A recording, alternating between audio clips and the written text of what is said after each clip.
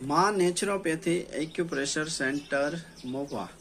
મિત્રો, આજે હર એક ઘરમાં હું જે રોગ વિશે વાત કરવા જઈ રહ્યો છું તે કોઈને પણ હોય જ છે।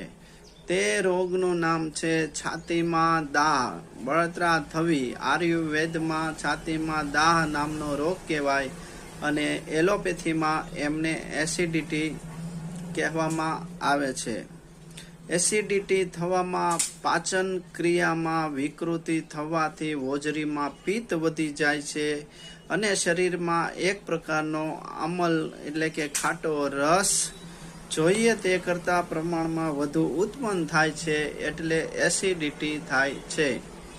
એસિડિટીમાં ખાસ કરીને પરસ્પર વિરોધી ખોરાક, દૂધ અને છાશ, દૂધ અને દહીં, દૂધ અને બીજા એવા ઘણા ખોરાક છે કે જે દૂધ સાથે લેવાથી શરીરમાં પિત્ત વધે છે અને પિત્ત વિકૃત થાય એટલે એસિડિટી થાય છે। તો આ રોગના ઈલાજ વિશે વાત કરીએ તો આમળાનો રસ અને સાકર નાખી મિક્સ કરી પીવાથી એસિડિટીમાં ખૂબ જ રાહત થાય છે।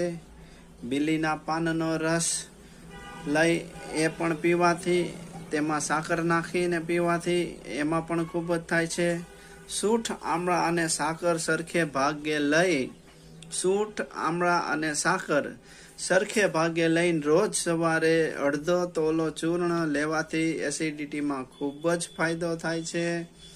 રસ સિંદૂર, લોહ ભસમ અને અભ્રક ભસમ દરેક અડધો તોલો લઈ તેમને બરાબર મિક્સ કરી વસ્ત્રગાળ ચૂર્ણ કરી હરડે સાથે લેવાથી પણ ખૂબ જ ફાયદો થાય છે। તો મિત્રો, આ હતો એસિડિટી માટે નાનકડો એવો ઉપચાર અને એસિડિટીની માહિતી। જો તમને અમારો આ વિડીયો ગમે તો લાઈક કરજો, શેર કરજો અને સબસ્ક્રાઈબ કરજો। આભાર। માં naturopathy acupressure centre, Bharat Parmar, Mahuva. Thank you.